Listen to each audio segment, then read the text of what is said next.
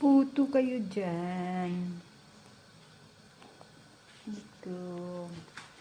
Plain na siya nga cheese. Na yan. Puto. At saka ito.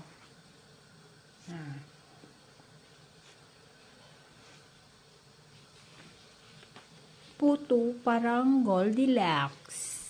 Ito, ala Goldilocks na super yummy. Pang-partner po sa kape. Ito, gumagawa kami ng puto. Ang yummy na ganyan. Super yummy. Ito, puto. Lagyan ng cheese, guys. Na maglagay siya ng cheese.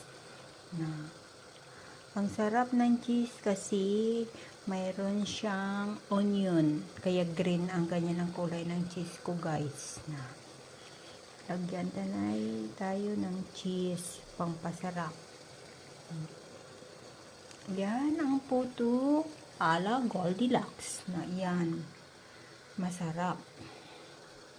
Yan ang finished product. Na yan ang sarap. Diba?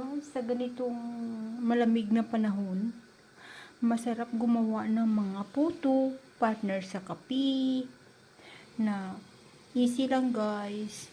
Na ganito lang siya. Na ang sarap. Pwede na pang snack, pang birthday. Ayun lang gumawa. Easy lang. Na yan. Maraming salamat.